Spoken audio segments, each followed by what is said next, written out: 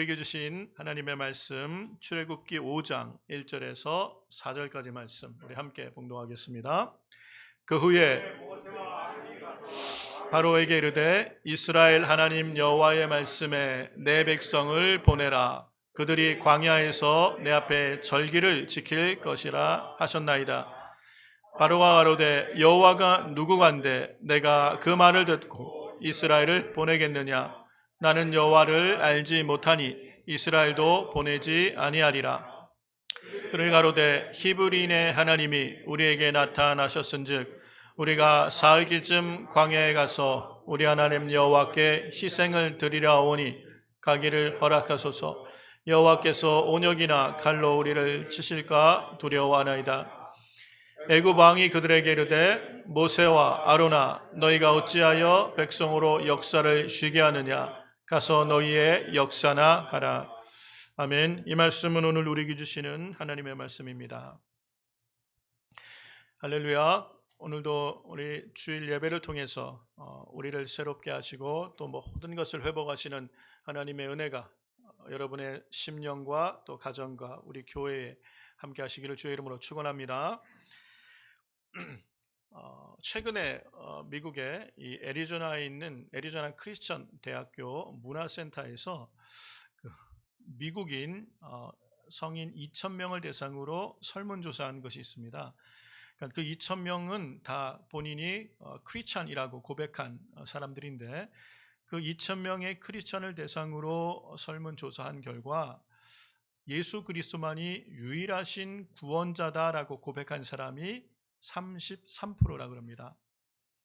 나는 크리스찬이다라고 고백한 사람들 중에 33%만 예수님이 유일한 구원자다라고 고백한 거예요.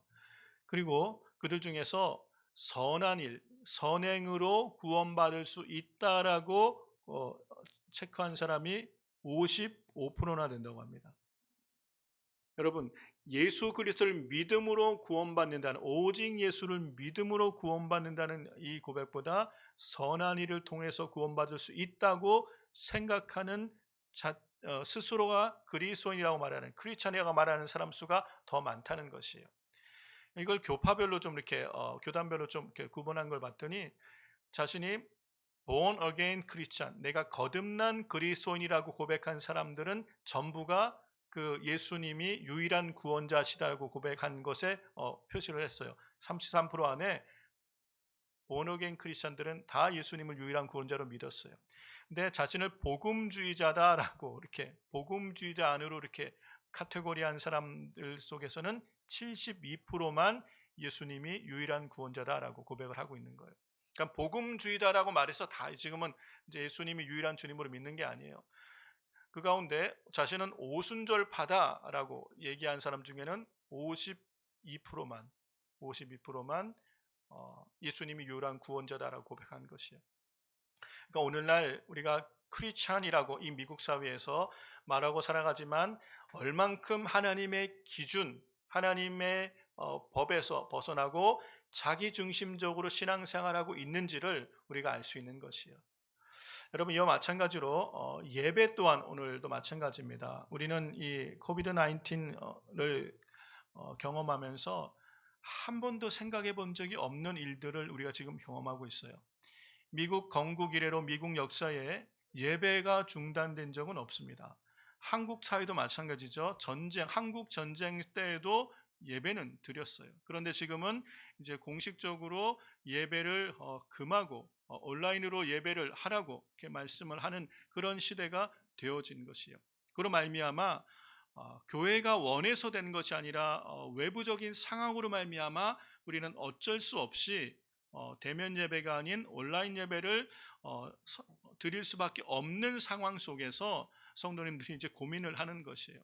온라인 예배를 드리는 것이 괜찮은 건지 아니면 대면 예배를 위험을 무릅쓰고라도 드려야 되는 건지 여기에 대해서 고민을 하는 분들이 많아요. 그리고 정부에서 대면 예배를 금하고 온라인 예배를 드리라 그랬는데 이렇게 예배실에 와서 예배를 드려도 괜찮은 건지 그러한 이제 고민들을 하는 분들이 많죠. 그래서 이 모든 미국의 52개 주가 다 이 대면 성전 예배를 금한 것은 아닙니다. 근데 몇몇 주에서, 특별히 이제 우리가 속한 이 캘리포니아 주에서는 주지사가 대면 예배를 금지했었죠. 그래서 이제 온라인으로 가정에서 이렇게 예배를 드리라라고 했는데, 거기에 대해서 LA 이 법원에서 판결이 미국 헌법에 의해서 성도들이 교회에서 예배 드리는 것은 보장되어야 된다라고 교회의 손을 들어줬습니다. 그렇죠. 근데 그런 문제를 떠나서 우리는 지금 우리가 원해서가 아닌 여러 가지 환경에 의해서 온라인 예배에 지금 적응해가는 그런 시대 가운데, 우리는 과연 이 온라인 예배가 어떤 의미가 있는지, 여기에 대해서 이거는 변화된 세대에, 앞으로 우리 시대가 변화될 텐데, 변화된 시대에 교회가 변화되어야 되는 영역인 건지, 아니면 어려움과 위험이 있더라도 우리가 모여서 예배를 드리는 것을 우리가 붙들어야 되는지, 여기에 대해서 우리가 분명한 답을 좀 갖고 있는 것이 필요할 것 같고요.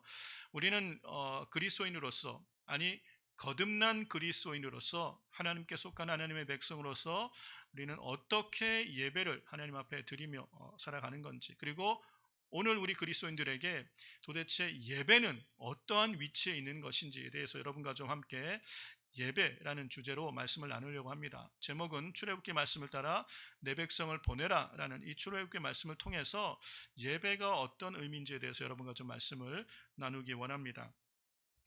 우리 사랑하는 성도님들, 구원받은 이 성도들에게 예배란 도대체 어떤 의미가 일까? 우리가 오늘 읽은 출애굽기 5장 1절에는 예배가 어떤 의미인지에 대해서 우리 가운데가 말을 해주고 있죠. 먼저 출애굽기 5장 1절 말씀을 한번 보겠습니다. 그 후에 모세와 아론이 가서 바로에게 이르되 이스라엘 하나님 여호와의 말씀에 내 백성을 보내라. 그들이 광야에서 내 앞에 절기를 지킬 것이니라 하셨나이다. 이스라엘 백성은 400년이 넘는 시간 동안에 애굽에서 종살이를 하고 있었습니다. 그런 이스라엘을 하나님이 구원하여 내시죠. 애굽에서 10가지 재앙을 통하여 어떻게 하든 애굽의 왕 바로는 이스라엘 백성을 놓아주지 않으려고 끝까지 붙들고 있을 때, 하나님이 펴신팔과 강한 손으로 이스라엘 백성을 구원하여 내셨어요. 근데 하나님이 이 백성들을 구원하시고 바로에게 가서 내 백성을 보내라 라고, 이게 처음 시작입니다. 경고하시고 이제 하나님의 구원의 손으로 그들을 구원해 내시는데, 이스라엘을 구원하시는 하나님의 목적이 뭐예요? 내 백성들로 절기를 지키게 하기 원하시는 거예요. 이 절기라는 것은 아직 이스라엘 백성에게 절기가 주어지지 않았을 때예요. 하나님이 그들로 하나님 앞에 구별된 시간과 장소에 하나님을 예배하게끔 하시겠다는 것이에요. 이제는 하나님이 그들을 구원하신 목적이 예배에 있음을 우리에게 분명히 알려주시는 말씀입니다. 하나님은 애굽에 종살이하던 이스라엘 백성을 구원해 내시고 하나님의 친백성 삼으셔서 이제는 하나님을 예배하는 백성으로 삼으시겠다는 것이, 그게 구원의 목적이에요. 하나님은 세상에서 죄와 허물로 죽을 수밖에 없는 우리를 하나님의 아들 예수 그리스도 안에서 구원하셔서 하나님의 친백성 삼으시고 우리의 예배를 받으시기 원하시는 거예요. 하나님은 예배 받으시기 위해서 우리를 구원하신 것을 우리가 분명히 알 수 있습니다. 이것이 이사야서 43장 21절에도 분명히 말씀하시죠. 이 백성은 내가 나를 위하여 지었나니 나의 찬송을 부리려 함이라. 개역 한글에는 이렇게 나와 있고요. 우리가 세번역 성경으로 보면 이 백성은 나를 위하라고 내가 지은 백성이다. 하나님이 우리를 구원하시고 하나님의 소유 삼으신 이유는, 하나님의 친백성 삼으신 이유는 하나님을 위하라고 우리를 불러내신 지으신 거예요. 그들은 나를 찬양할 것이다. 하나님을 송축하며 하나님을 찬송하며 하나님을 높여드리는 예배자가 될 것을 말씀하는 것이에요. 하나님이 우리를 창조하신 목적도 하나님을 찬송하는 것이에요. 온 땅이, 만물이, 창조 세계가 하나님을 찬양하고 있는 것이요, 예배하는 것이요. 하나님이 우리를 구원하신 목적도 예배하기 위한 것을 알 수 있죠. 그래서 이 예배가 모든 것 가운데 우선이고, 하나님이 우리를 부르시고 구원하시고 우리를 지으신 모든 것에는 분명히 예배 받으시기 원하시는 것을 우리가 알 수 있습니다. 사도 바울이 이 내용을 가지고 로마서를 기록한 것이에요. 그래서 로마서는 전체가 16장인데 로마서 1장에서 11장까지는 이방인과 유대인의 구원에 대해서 설명하고 있죠. 어떻게 죄인이 구원을 받을 것인가, 구원의 도에 대해서 설명하는 것입니다. 율법을 지킴으로 행함으로 구원받는 것이 아니라 하나님의 의가 나타난 복음을 믿음으로 예수 그리스도로 말미암아 구원을 얻는 이 구원의 도를 설명하는 것이 로마서의 전반이고요. 로마서 12장부터는 그렇게 구원받은 하나님의 백성들, 이제 하나님의 친백성된 하나님의 소유된 백성들은 어떻게 살 것인가를, 이 삶의 문제를 얘기하는 것이 로마서 12장부터예요. 그런데 로마서 12장 첫 절을 시작하면서 구원받은 하나님의 백성이 이제는 어떻게 살 것인가를 설명하면서 제일 첫 번째 사도 바울이 언급한 것이 예배에 관한 문제예요. 로마서 12장 1절 말씀을 한번 보시기 바랍니다. 이것이 참 의미가 있다는 것이요. 같이 읽습니다. 그러므로 형제들아, 내가 하나님의 모든 자비하심으로 너희를 권하노니 너희 몸을 하나님이 기뻐하시는 거룩한 산 제사로 드리라. 이는 너희의 드릴 영적 예배니라. 앞에서 구원의 도, 어떻게 우리는 구원을 얻을 것인가를 설명하고 난 다음에 12장을 들어가면서 그러므로 예수 그리스도에서 구원받은 하나님의 백성, 이제 하나님의 자녀가 된 우리는 우리 몸을 하나님이 기뻐하시는 거룩한 산 제사로 드리라라는 것이, 우리의 삶이 하나님 앞에 예배자가 되는 예배적 삶을 살라는 것이, 이게 너희가 드릴 영적 예배다라고 설명하고 있어요. 근데 이 영적 예배란 말의 의미가 뭐냐면 헬라어가 로기켄이라는 헬라어를 쓰고 있는데, 제가 한번 설명드린 적이 있지만 이것은 이성적인, 합리적인, 합당한이라는 의미를 갖고 있는 것이에요. 그러니까 이 말씀을 전체 문맥에서 잘 살펴보면 예수 그리스도로 말미암아 구원받아 하나님의 친백성 되고 하나님의 자녀가 된 우리가 이제는 우리의 온 삶을 하나님께 드려지는, 하나님을 예배하는 예배자의 삶을 사는 것이 합당하다라는 것이, 이게 영적 예배라는 의미예요. 그러니까 이게 합당하다는 것이요. 이게 이치에도 맞고 이성적이라는 얘기예요. 우리가 이제는 이 애굽의 세상에 속한 사람이 아닌 하나님께 속한 사람으로 구별해 내신 이유는 하나님을 예배하는 자들 삼기 위하신 것, 그러므로 그 하나님을 예배하는 것이 합당한 삶이라는 것을 사도 바울은 설명하고 있는 것이요. 그래서 이 하나님을 예배한다는 것 안에는 우리 그리스도인의 정체성이 들어가 있는 것이에요. 예배를 영어로 worship이라고 합니다. 근데 이 단어는 이 worth라는 단어에서 온 거죠. 그러니까 하나님을 예배하는 것이 내 삶의 최고의 가치입니다라는 의미가 예배예요. 사랑하는 성도 여러분, 죄와 허물에서 죽을 수밖에 없는 우리를 구원해 내신 하나님, 그 하나님이 우리 삶의 주인이 되시고 그 하나님을 하나님으로 예배하는 것이 내 삶의 최고의 가치가 되는 것, 하나님이 여러분 인생의 최고의 가치가 되는 것, 이게 예배라는 것이에요. 여러분, 다른 말로 하면요, 여러분, 우리는 우리 삶의 제일 가치 있게 여기는 것을 예배하는 것이에요. 세상에서 돈을 제일 가치 있게 여기면 우리는 돈을 예배하는 삶을 살 것이에요.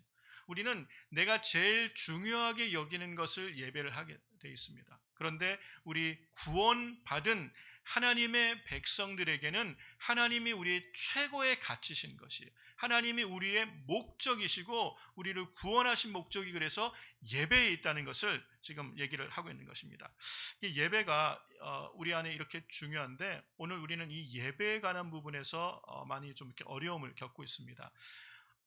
온라인 예배를 드리는 것이 맞는 것인지, 아니면 이렇게 대면에서 예배를 드리는 것이 맞는 것인지, 이게 이슈 아닌 이슈가 되어버린 이것. 근데 그게 함정이라는 것이에요.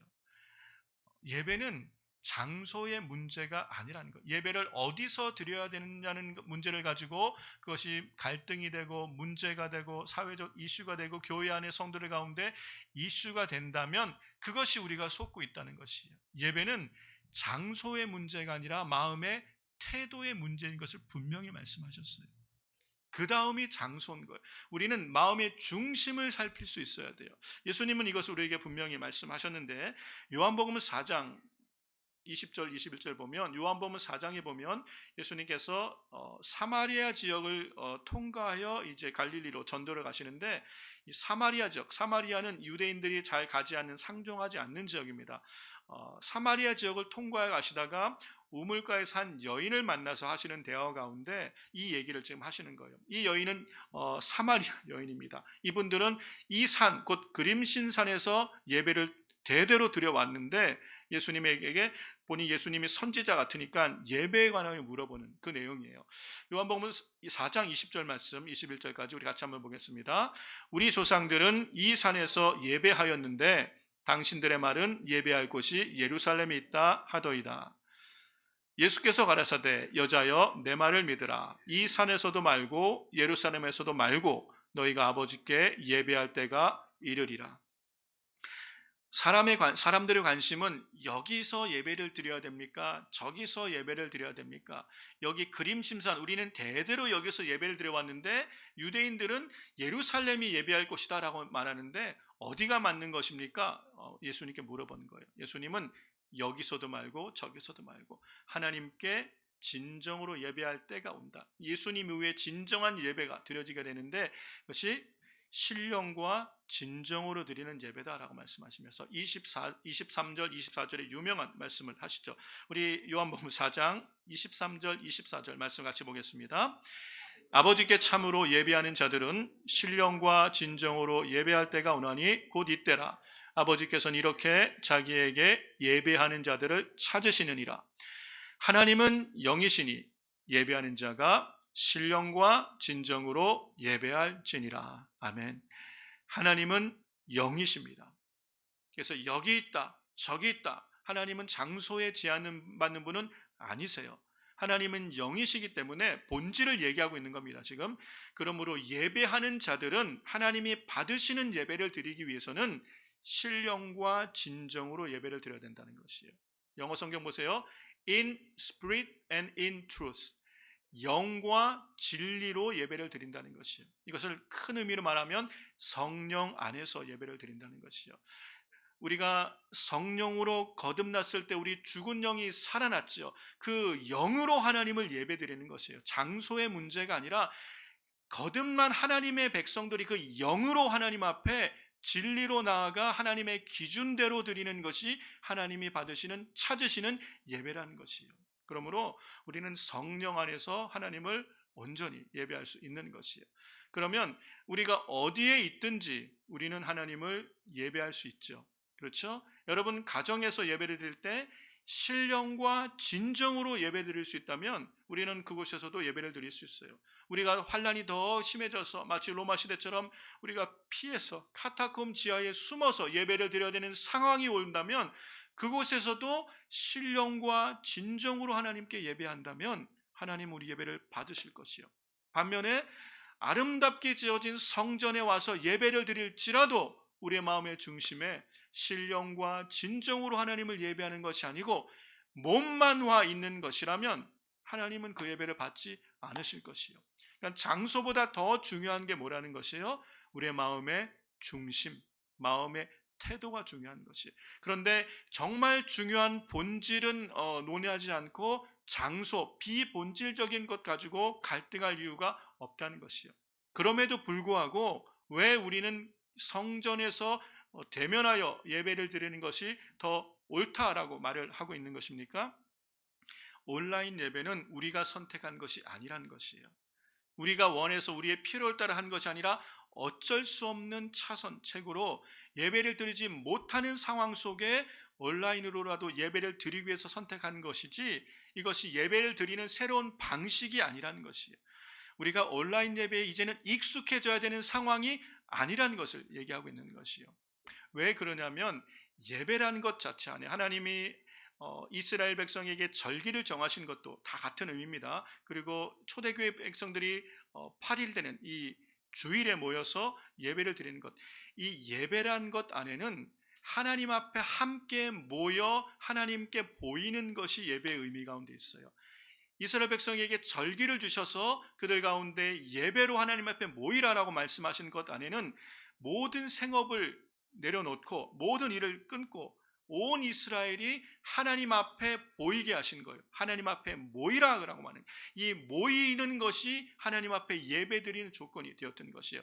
어디는 장소든 하나님의 백성들이 함께 모여 예배하는 것, 이것을 하나님은 절기로 받은 제사로 받으셨다는 것이에요. 오늘 우리도 각자 처소에서 예배 드릴 수 있어요. 그렇죠? 우리가 있는 곳 어느 시간에도 예배 드릴 수 있어요. 그러나 하나님은 정하신 주일에, 또 정하신 때에, 정하신 장소에서 예배 드리는 것을 우리에게 말씀하셨다는 것이에요. 그렇다면 우리가 할 수 있으면, 우리가 모이지 못하는 상황이 아니라면 하나님 앞에 모여 예배드리는 것이 합당한 것이죠. 그리고 그 예배 안에는 하나님을 향한 교제, 예배를 통한 하나님과의 교제뿐 아니라 수평적인 같은 성도 지체와의 교제가 하나님이 생각하시는 코이노니아, 교제와 이 예배에 포함되어 있음을 알 수 있다는 것이요. 성도가 함께 모여서 서로 하나님을 찬양하며 높이며 서로를 세워주고 격려하는 것이 얼만큼 중요한지, 함께 하지 않으면 예배할 수 없는, 스스로는 혼자는 끝까지 설 수 없다는 것을 하나님 우리에게 말씀하시는 거예요. 그래서 성도는 그렇게 힘든 로마의 핍박과 박해 속에서도, 이스라엘은 애굽의 종살이에서도 함께 하나님을 예배했던 그 예배가 있었던 것을 알 수가 있습니다. 이렇게 그 온라인 예배냐 대면 예배냐 그런 형식이 중요한 것이나 본질이 우리의 중심으로 하나님을 예배하는 것이며, 더불어 우리는 교회의 전통 따라 하나님을 우리가 예배하기 위해서 모인다는 것 자체가 중요한 것을 우리가 알 수 있습니다. 그런데 왜 오늘 우리는 이렇게 하나님 앞에 모여서 예배를 드리는 것이 어려워지는 시대가 되었냐? 이것이 마지막 때의 현상인 것을 여러분 꼭 기억하셔야 돼요. 요한계시록을 여러분 읽어보시면 마지막 때에 예수님이 재림하시기 전에 있을 일들을 기록을 해놓은 것 가운데, 이 세상에 거짓 선지자들, 것이 뭐 이단과 아니면 잘못된 가르침을 하는 거짓 선지자와, 그리고 짐승이라고 표현된 세상 권력이 교회와 하나님의 백성을 핍박하게 돼 있어요. 그래서 그들이 믿음에서 떠나게 하고 교회를 핍박하는 일들이 있을 것을 말씀하신 것이에요. 그 일들을 우리는 이제 경험하기 시작한 것이에요. 그러므로 여러분, 이것이 이상한 것이 아니고 새로운 트렌드, 새로운 시대의 변화에 적응하는 것이 아니라 성도들이 환난 가운데 들어갔다는 것을 잊지 마셔야 돼요. 그러므로 우리는 이 환난을 지나며 어떻게 우리의 신앙을 지킬 것이고 어떻게 하나님이 받으시는 온전한 예배를 드릴 것인가에 대한 믿음의 고백과 결단이 있어야 된다는 것이요. 우리는 앞으로 이 예배에 관하여 지금보다 더 많은 도전과 또 변화와 위협을 경험하는 시대를 살아갈 수밖에 없습니다. 언제까지, 우리가 불과 작년까지만 해도 이 코로나가 올 것을 아무도 예상하지 못했죠. 물론 알고 있는 사람이 있었을지도 모르겠지만, 그리고 이런 사회의 변화, 예배를 못 드리는 상황이 올 거라는 것은 아무도 생각하지 않았어요. 그러면 앞으로도 어떤 더 심한 일들이 일어날지를 아무도 예상하지 못해요. 우리가 예측하지 못했던 그런 어려움들이 올 수도 있다는 것이에요.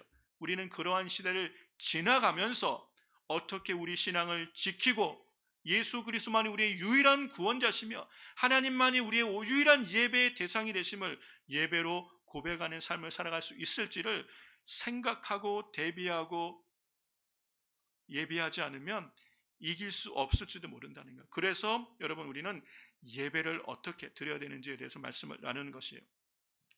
우리가 분명히 기억해야 될 것은 앞으로의 세상은 더 우리의 예배를 힘들게 한다는 것이, 그것은 사단 원수 마귀는 예배를 드리지 못하게 해요. 이것이 처음부터 창세기 아담 때부터 예수님이 재림하시는 그 마지막 시간까지 온 인류 역사와 교회사와 그리고 성경 역사에는 사단은 끊임없이 예배를 공격했어요. 예배를. 사단이 다른 많은 것들 중에 왜 예배를 회방하며 예배를 변질시키며 예배를 무너뜨리려고 애를 썼는지, 그는 예배가 무너지면 사실은 모든 것이 무너지기 때문에 그래요. 예배가 기준이었어요. 예배가 그리스도인의 삶의 정체성의 핵심이었어요. 여러분, 선악과가 마치 예배와 마찬가지였다는 걸 여러분 잊어서는 안 돼요. 아담에게 하나님은 모든 것을 허락하셨습니다. 모든 것을 임의로 하게 허락하시고 아담에게 동산 중앙에 있는 선악을 알게 하는 나무만은 금하셨어요. 그 나무는 손대지 마라. 아담은 자유인으로 모든 것을 임의로 하고 동물과 식물들의 이름도 지어주고 자기가 마치 대리 통치자와 같이 왕처럼 그렇게 살았지만 선악과를 볼 때마다 자신의 본질을 규명한 거예요. 아담은 누구예요? 왕이 아니라 왕이신 하나님에 의하여 지어진 피조물이요, 이 모든 세계를 관리하라고 지어진 대리 통치자라는 하나님과 아담 사이의 본질을 규명하며 관계를 정확하게 설립하게 해줬던 것이 선악과예요. 그것이 예배와 같은 것이에요. 우리는 예배를 통하여 하나님과 우리 사이의 본질의 규명을 갖는 것이에요. 하나님은 우리의 예배 받으시기에 합당하신 우리의 왕이신 것이 우리 삶의 주님이 되시는 줄을 믿습니다. 그런데 아담에게서 이 예배가 무너지고 난 다음에, 예배가 사라지고 아담이 선악과를 취하고 난 다음에 죄가 들어와서 모든 것이 무너지는 거예요. 에덴 동산 아담의 모든 삶이 한순간에 무너져 내린 시작이 어디예요? 선악과를 취하는 것, 예배가 무너지는 것부터예요. 사단은 무엇을 공격합니까? 선악을 알게 하는 나무 열매를 먹게 하는 것. 예배를 무너뜨린 일에 우리를 속여서 그것만 무너지면 다른 모든 것이 무너지기 때문에, 여러분, 구원받은 하나님의 백성에게 절대적으로 가장 중요한 기준, 우선순위가 뭐냐면 예배인 것이에요. 근데 이 예배가 무너지면 그 다음부터는 중심이 사라지고 기준이 사라지면 이제는 얼마든지 우리는 죄가 우리 삶을 지배해도 아무렇지 않은, 왜요? 중심이 없기 때문에, 울타리가 없고 기준이 없기 때문에 이제는 죄악 가운데 살아가는, 그것이 타락한 인생의 현 주소인 것이에요. 그만큼 예배를 드린다는 것은 우리 삶의 중심이고 기준이 되어지는 것이에요. 우리는 주일날 드리는 이 모여 온 성도들이 각자의 처소에서 한 주간 살다가 하나님이 정하신 날에 함께 모여 하나님을 예배하는 이 주일 예배를 통해서 우리는 우리의 삶의 정체성을 회복하고 삶의 중심을 잡아가는 것이에요. 주일을 중심으로 우리 삶이 돌아가는 것이에요. 어떠한 삶을 살든 우리가 복잡한 삶을 살다가도 주일에 모여서 회복되고 새로워지게 하시는 것이 예배라는 것을 우리가 알 수 있죠. 그런데 사단은 이 예배를 변질시키고 무너뜨리는 것이에요. 첫 번째, 이 사단이 우리의 예배를 방해하고 예배를 못 드리게 하는 이유가, 예배가 무너지면 우리 그리스도인의 정체성이 무너지기 때문에 그래요. 출애굽기 우리가 오늘 읽은 본문 5장 4절 말씀을 한번 보시기 바랍니다. 우리 같이 한번 읽어보겠습니다. 애굽 왕이 그들에게 이르되 모세와 아론아, 너희가 어찌하여 백성으로 역사를 쉬게 하느냐? 가서 너희의 역사나 하라. 이게 바로 애굽 왕이 모세와 아론에게 내 백성을 보내라, 우리가 하나님을 예배해야 되겠다라고 말하는 모세와 아론에게 하는 얘기예요. 너희가 어찌하여 백성으로 역사를 쉬게 하느냐? 가서 너희 역사나 하라. 예배를 못하게 하는 것의 의미는, 목적은 그들의 정체성을 무너뜨리는 것이에요. 이스라엘 백성, 앞으로 구원받을 하나님의 백성은 하나님을 예배하는 친백성이에요. 그런데 그들로 세상에 묶여 있게 만드는 것, 어떻게 하든지 이 바로는 이스라엘 백성을 내보내지 않습니다. 결국 타협, 10가지 재앙을 경험하면서 타협하다가 어른들만 가라, 아이는 두고 가라, 지금 가축은 두고 가라, 계속 발목을 잡지만 결국은 하나님이 그들을 구원하여 내셔서 하나님을 예배하는 친백성으로 삼으시죠. 그런데 이렇게 예배하지 못하게 하는 목적, 그러면서 너희 하던 일이나 계속해라, 역사나 해라, 지금 너희의 정체성은 애굽의 노예야, 너희는 일을 열심히 하는 것이 너희의 본분이라는 것을 지금 얘기하고 있는 것이에요. 그리고 오늘 우리에게 사단 마귀가 속이는 것은, 너희는 세상에서 열심히 일해야 돼, 지금 이렇게 힘들고 어려운 세상에 살아남기 위해서 몸부림하고 열심히 노력해도 지금 부족할 판에 무슨 주일날 예배 드린다고 예배냐, 살아남고 봐야 되지. 우리의 정체성을 혼란하게 만드는 것이에요. 사랑하는 성도 여러분, 우리는 애굽에서 나와서 구원함을 받아 하나님께 속한 하나님의 백성인 줄로 믿습니다. 그 얘기는 우리의 예배를 통하여 우리 하나님이심을 고백하고 있다는 것의 말의 의미는, 하나님이 우리를 책임지신다는 것이에요. 하나님의 우리의 보호자요, 우리의 인도자가 된다는 것이에요. 그런데 우리는 마치 우리의 삶이 이 땅에서 열심히 일해서 우리가 얻은 소득으로 살아남을 수 있을 것처럼 여기게 만드는 거예요. 그렇게 생각하고 느끼게 만드는 거예요. 제 말을 오해해서 들으시면 안 돼요. 제가 열심히 세상에 일하지 말고 그냥 매일 교회만 나와 있으라고 말하는 의미가 아니라는 것 여러분 아시죠? 우리는 열심히 일하지만 그 열심이 전부가 아니라는 것이에요. 우리에게는 더 중요한 우선순위가 있다는 얘기를 지금 하고 있는 거예요. 먹고 살기 위해서 돈 버는 게 구원받은 하나님의 백성의 우선순위가 아니라는 것을 지금 얘기하는 거예요.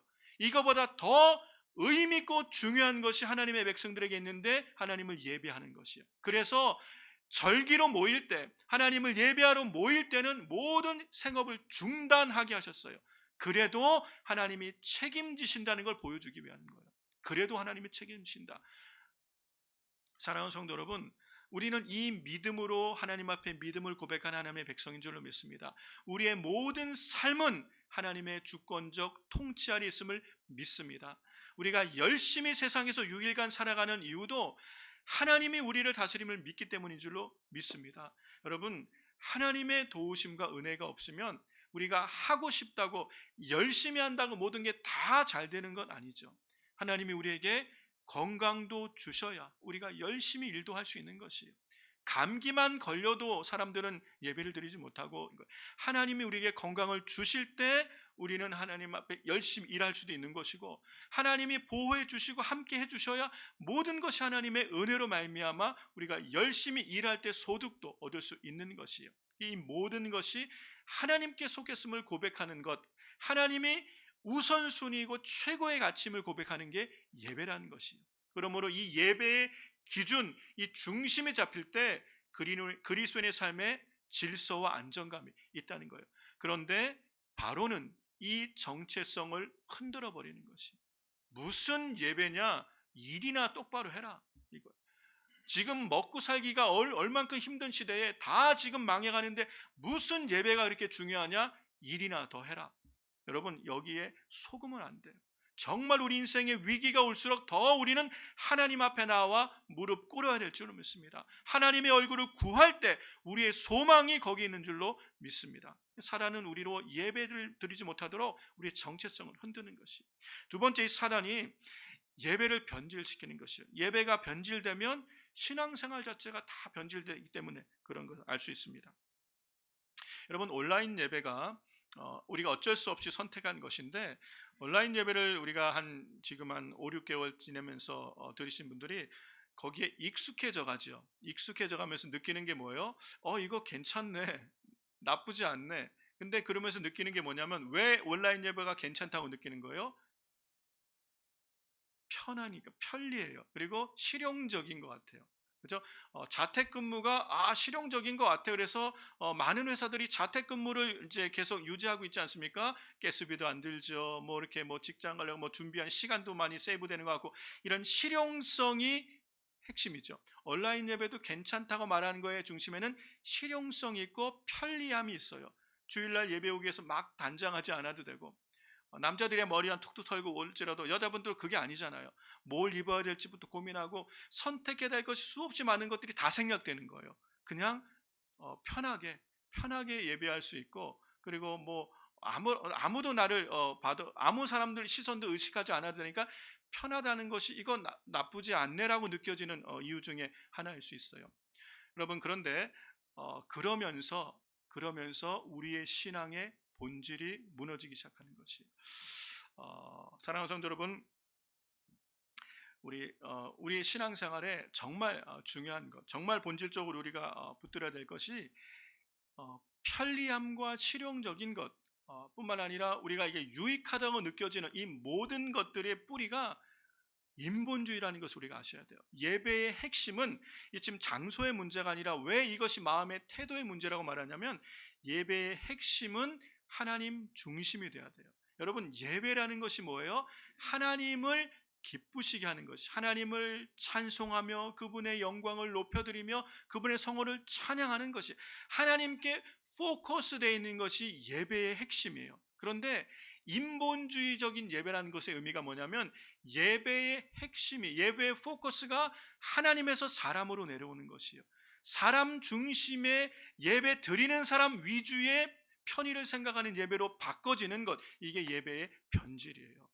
그렇게 인본주의식으로 되다 보면 예배가 끊임없이 변질되어서 이제는 하나님보다 사람을 기쁘게 위한 예배가 되기 시작한다는 거예요. 우리는 이것이 장소만의 문제, 온라인 예배만의 문제가 아니라 성전 예배도 마찬가지라는 것이에요. 이 분명한 하나님께 초점을 맞추는 것을 잃어버리면 우리 예배는 얼마든지 인본주의적으로 왜곡되고 변질될 수 있어요. 그러면 신앙생활 자체가 변질되게 돼 있어요. 여러분 한번 생각해 보세요. 성전에서 예배를 드리는데 지금 밖에 온도가 굉장히 덥잖아요. 온도가 100도가 넘어요. 그런데 에어컨이 고장이 났어. 그러면 여러분 예배를 어떻게 드립니까? 더우면서 그렇게 에어컨을 안 한다고 왜 에어컨은 고장내서 오늘 예배 제대로 못 드렸어. 여러분 고장난 에어컨 때문에 우리가 오늘 예배를 못 드린다면 우리는 지금 어디에 포커스를 하고 있는 거예요? 하나님이 아닌 환경에 포커스를 하고 있는 것이에요.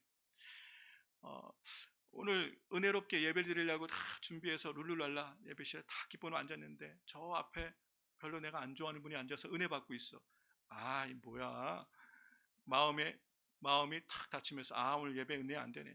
여러분 그 예배 드리는 예배의 마음의 중심에 무엇에 포커스가 두고 있는 것이에요? 하나님이에요, 사람이에요? 예배 드리러 가려고 다 토요일날 밤에 준비 다 하고 근데 아침에 와이프가 꾸물거려. 뭐 이렇게 화장실에서 안 나오고 꾸물거려. 그러다가 대판 싸웠어요. 오늘 예배 드릴 맛 안 나네. 그리고 와서 그냥 힘들게 있어요. 여러분 우리는 어디에 포커스를 두고 있는 것이에요? 예배는요, 우리 삶에 경험하는 현실, 우리가 마주하는 상황의 모든 것들을 넘는 것이 예배예요. 넘어서 하나님께 포커스하고 하나님께 초점 맞추고 하나님께 마땅히 돌려야 될 영광과 찬송을 드리는 게 예배인 줄로 믿습니다. 이게 우리의 정체성이에요. 그러므로 예배하는 자들은 성령으로 거듭나 영과 진리로 신령과 진정으로 예배하는 자들은 환경이나 상황과 상관없이 하나님을 예배해야 되는, 이게 영적 예배라는 것이에요. 우리는 이 모든 것을 넘을 수 있는 마음의 중심의 태도가 되어지는 것이에요. 우리의 상황이 어떻게 변할지라도, 당장 내일 내 사업이 문을 닫는 상황이 됐을지라도, 내 마음은 지금 근심과 염려가 가득하고 지옥 같지라도 하나님을 예배하는 것은 이 모든 것을 넘는 문제이기 때문에 하나님 앞에 나와 예배하는 것이에요.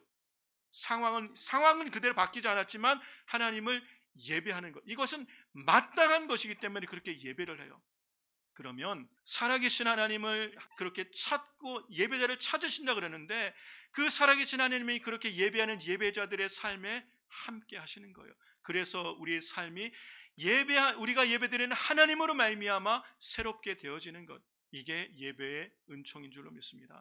사단 마귀는 그 예배를 못 드리게 하는 거예요.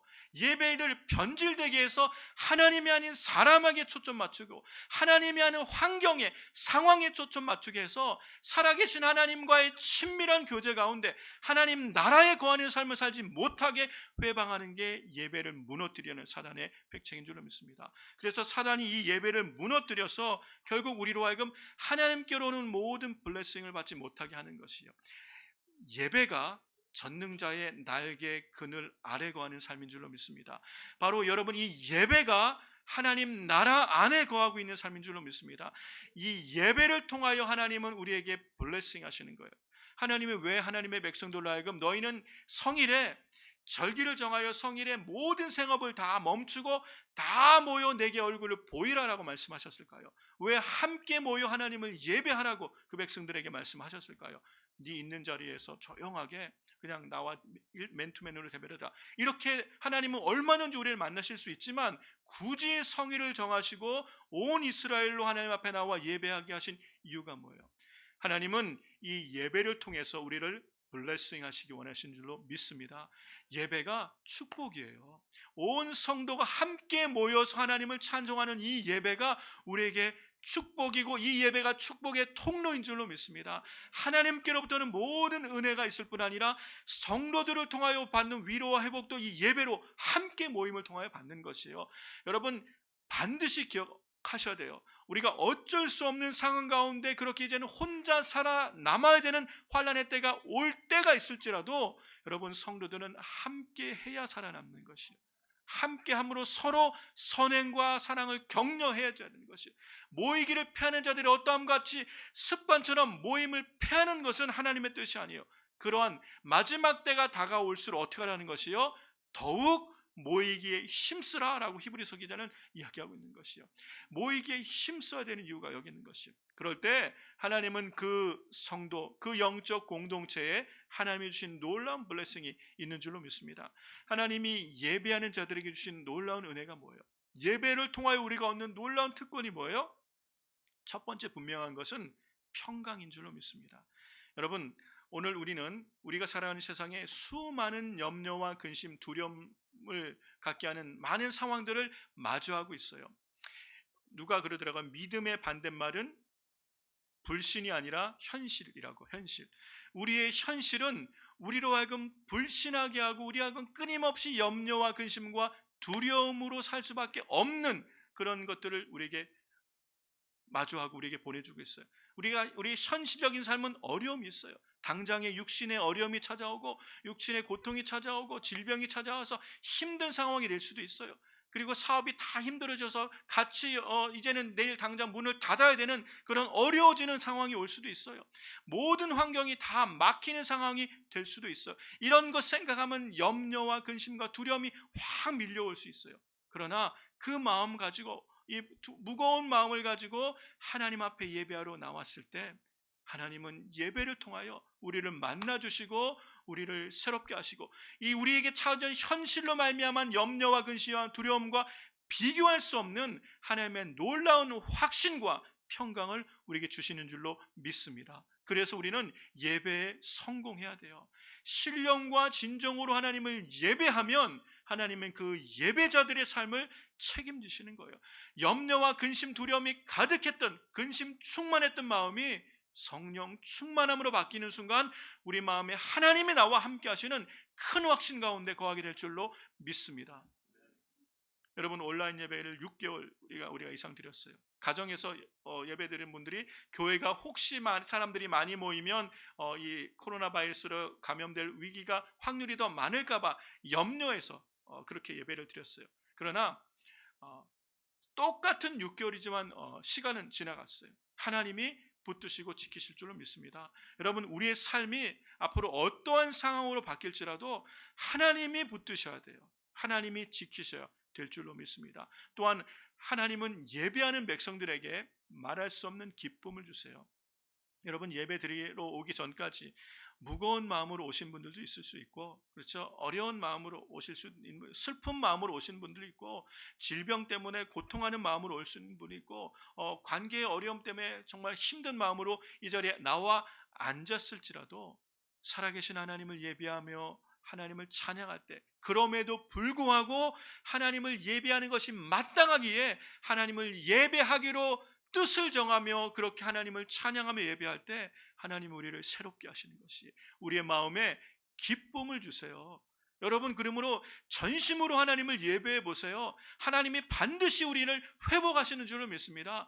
우리의 심령을 새롭게 하시는 거예요. 이미 우리 영이 주신 하나님의 놀라우신 은혜와 평강이 우리가 하나님을 온전히 예배할 때, 전심으로 예배할 때 우리의 마음과 우리의 육체 가운데 하나님의 주시는 회복의 역사를 경험하게 될 줄로 믿습니다. 그래서 우리는 예배에 성공해야 된다고 말하는 이유가 여기 있는 거예요.